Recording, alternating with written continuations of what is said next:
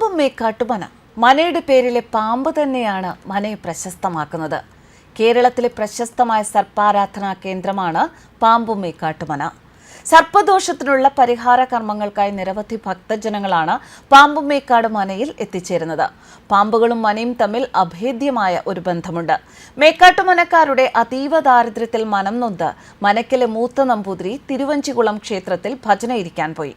7:30 വെളുപ്പിന് എഴുന്നേറ്റ് കുളിച്ച് ദേവാരവും മറ്റു പൂജകളും നടത്തി ക്ഷേത്രമണ്ഡപത്തിലിരുന്ന് മഹാദേവനെ പ്രാർത്ഥിക്കുകയായിരുന്നു പതിവ്.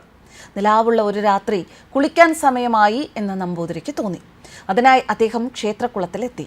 അപ്പോൾ കുളിക്കടവിന് സമീപം തേജസ്വിയായ ഒരാൾ നിൽക്കുന്നത് നമ്പൂതിരി കണ്ടു. ആരാണ് എന്ന് നമ്പൂതിരി ചോദിച്ചപ്പോൾ ഞാനാണ് എന്നായിരുന്നു മറുപടി. പിന്നെ ആ ആളെ അവിടെ ഒന്നും കണ്ടില്ലത്രേ. പിറ്റേന്നും വെളുപ്പിന് നമ്പൂതിരി കുളിക്കാൻ ചെന്നപ്പോൾ ആ ആളെ കണ്ടു.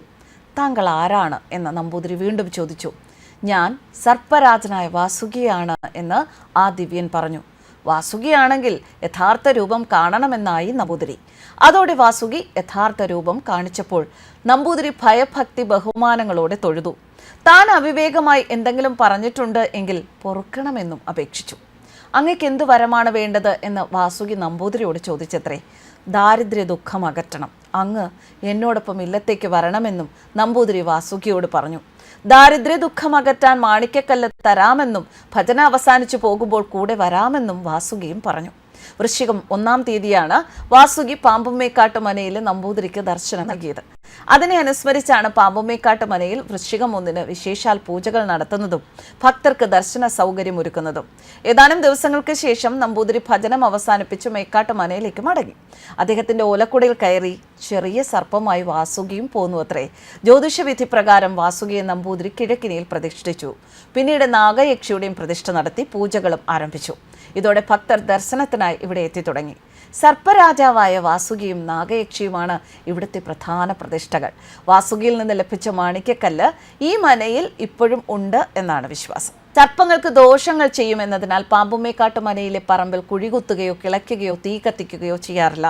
അതുപോലെ ഇവിടെ മോഷ്ടാക്കളും കയറാറില്ല. വർഷങ്ങൾക്ക് മുൻപ് ഏതാനും മോഷ്ടാക്കൾ ഇവിടെ കയറി. അവർ പുറത്തിറങ്ങാൻ പറ്റാതെ അവിടെ തന്നെ നേരം വെളുക്കുവോളം ചുറ്റിത്തിരിഞ്ഞു. അങ്ങനെ മോഷ്ടാക്കൾ പിടിയിലായി. ഇവിടെ നാഗങ്ങളെ വിളിക്കുക പാരമ്പര്യങ്ങൾ എന്നാണ്. മനയിൽ ജനനം നടന്നാൽ ശിശുക്കളെ നോക്കാൻ പാരമ്പര്യങ്ങൾ എത്തും എന്നാണ് വിശ്വാസം. ഇവിടുത്തെ ഭരണം 2 വർഷം കൂടുമ്പോൾ ഓരോ താവഴിക്കായാണ്. ഇപ്പോഴത്തെ ഭരണം പാമ്പും മേക്കാട്ട് മനയിൽ വല്ലഭൻ നമ്പൂതിരിക്കാണ്. അരിപ്പൊടി, മഞ്ഞൾപ്പൊടി, കദളിപ്പഴം, എണ്ണ, പാലും നൂറും കൊടുക്കൽ എന്നിവയാണ് ഇവിടുത്തെ പ്രധാന വഴിപാടുകൾ. വീടുകളിൽ നിന്നും കാവ് മാറ്റുമ്പോൾ പാമ്പും മേക്കാട്ട് മനയിലാണ് എത്തിക്കാറ്. അവിടെ അവ പ്രതിഷ്ഠിക്കും. വീട്ടുകാർക്ക് കാവുകളിൽ വന്ന് ദർശനം നടത്താം. വൃശ്ചികം 1 കന്നിമാസത്തിലെ ആയില്യം, മീനമാസത്തിലെ തിരുവോണം മുതൽ ഭരണി വരെ ഭക്തർക്ക് ദർശനം നടത്താം. കൊടുങ്ങല്ലൂർ ഭരണിക്ക് വരുന്ന ഭക്തർ ഇവിടെയും ദർശനം നടത്താറുണ്ട്. പാമ്പും മേക്കാട്ട് ഇല്ലത്തെ ഒരാൾ മരണപ്പെട്ടാൽ ഒരു പാരമ്പര്യവും മരണപ്പെടും. ഇല്ലത്തെ തെക്കേക്കാവ് എന്നറിയപ്പെടുന്ന തെക്കേ പറമ്പിലാണ് മരണപ്പെട്ട നമ്പൂതിരിക്കും മരണപ്പെട്ട പാരമ്പര്യത്തിനും ചിതയൊരുക്കുക. സന്താന സൗഭാഗ്യത്തിനും കുട്ടികളുടെ ഐശ്വര്യത്തിനും ചൊറി, ചിരങ്ങ, അപസ്മാരം തുടങ്ങിയവയ്ക്കും ദോഷപരിഹാരമാണ് പാമ്പും മേക്കാട്ടെ ദർശനം. നടക്കൽ കദളിക്കുല വച്ച് പ്രാർത്ഥിച്ചാൽ സന്താന സൗഭാഗ്യത്തിന് ഉത്തമമായി കണക്കാക്കുന്നു. നൂറും പാലുമാണ് നാഗരാജാവിന് പ്രധാന വഴിപാട്. പണ്ട് ഇവിടെ കല്യാണം കഴിച്ചു കൊണ്ടുവരുന്ന അന്തർജനങ്ങൾ കെടാവിളക്കിലെ എണ്ണ കൊണ്ട് മഷി നോക്കി ലക്ഷണങ്ങൾ പറയുന്ന ഒരു ചടങ്ങുണ്ടായിരുന്നു അത്രേ. കാലക്രമത്തിൽ അത് നിന്നുപോയി. വലിയ സർപ്പബലിയൊക്കെ നടന്നിരുന്ന ക്ഷേത്രമാണ്. വൃശ്ചിക മാസം 1-ാം തീയതിയാണ് പാമ്പും മേക്കാട്ടിൽ ഏറെ പ്രാധാന്യം. വാസുകി മേക്കാടിനൊപ്പം ഇല്ലത്ത് വന്നു ചേർന്നത് ഈ ദിവസമാണ് എന്ന് കരുതുന്നു. ഇല്ലത്ത് പുതിയൊരാൾ ക്ഷേത്ര ചുമതല ഏൽക്കുന്നതും ഈ ദിവസമാണ്. ഈ ദിവസം അവിടെ കളമെഴുത്തു പാട്ടും നടത്തുന്നു. പാമ്പും മേക്കാട്ട് ഒരു കുഞ്ഞു പിറന്നാൽ അതിനെ നാഗർകോവിൽ നാഗരാജ ക്ഷേത്രത്തിൽ കൊണ്ടുപോയി തൊഴിയിക്കും.